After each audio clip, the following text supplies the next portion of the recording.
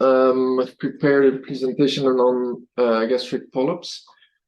When should you resect? And so most common gastric polyps and how to manage them. So first of all, prevalence of gastric polyps is around 6% of all upper GI endoscopies. Most of the gastric polyps are in asymptomatic patients, but they can be a cause of bleeding, anemia, gastric outlet.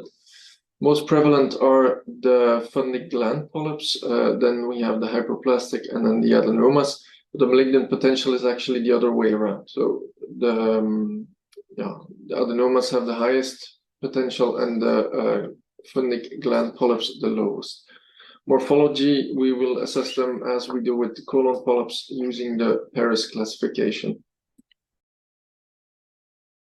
So our first type of polyp, we've seen them a lot. The Fundic gland polyps is the most common gastric polyp in Western countries. If we want to characterize endoscopically, they're located in the gastric corpus and fundus. They're smooth, they're glassy, they're sessile. We generally find more than one and generally find very small ones, so less than 5 millimeters. They are lined by a body type epithelium, but with dilated Fundic glands, and we don't always see atrophic gastritis or H. pylori. True dysplasia is extremely rare, but we have to think about it if it's a patient with a polyposis syndrome. They are associated with PPI use and polyposis syndromes, and we should actually only resect them if they are over 1 centimeter, if they're ulcerated, or they are located in the antrum, because those are also the risk factors for development of dysplasia in these types of polyps. Follow-up we don't need to do, except for the patients with polyposis syndrome, of course. Second type of polyp, the red polyp. The hyperplastic polyps is around 20% of all gastric polyps that we find, typically in the antrum as a single polyp or multiple in the body.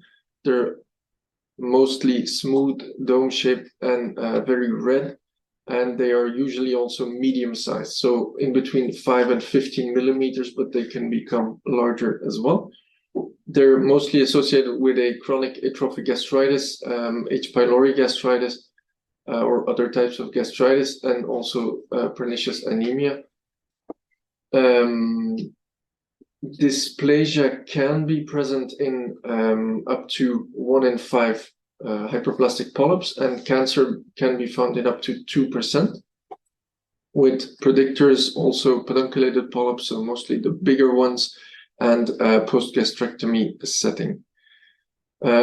Will we resect them? If they are single, we will resect them if they're above 5 millimeters, and if we find multiple, then we should resect the larger ones. Recurrence is also very frequent after resection, and should we follow up after resection? Yes, after 1 year. A third type of polyp, the gastric adenoma, or the raised intraepithelial neoplasia, is around 1% of gastric polyps in the Western world, but can be found in up to 25% of the gastric polyps in the Eastern world, especially because of more H. pylori infection. We usually find them in the distal stomach. They're usually sessile or very flat, can be velvety, can be lobulated, can be a little bit reddish. But what is especially very important is that you have to look for synchronous lesions. Up to 30% have asynchronous adenocarcinoma.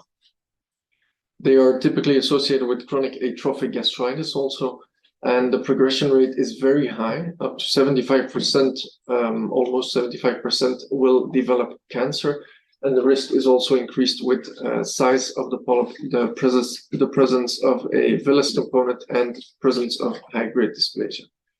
We should always try to get an en bloc resection, en bloc EMR or ESD, and follow-up endoscopy is recommended within 1 year after resection, depending on what you find for histopathology.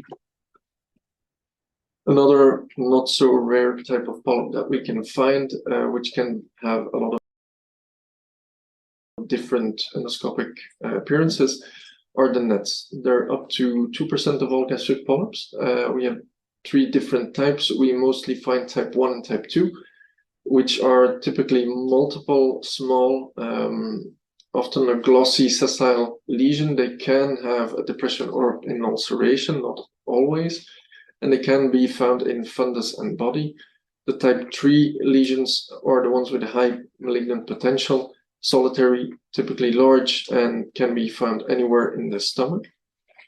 And type 1 and type 2 we find with some associated conditions. Type 1 is what we see most with autoimmune gastritis, whereas type 3, the possible malignant ones, we don't have any associated conditions. We should resect them only if they are above 10 millimeters for type 1 and type 2. Type 3, of course, needs other type of treatment, but I think that's beyond the scope of this session. And we should follow them up annually.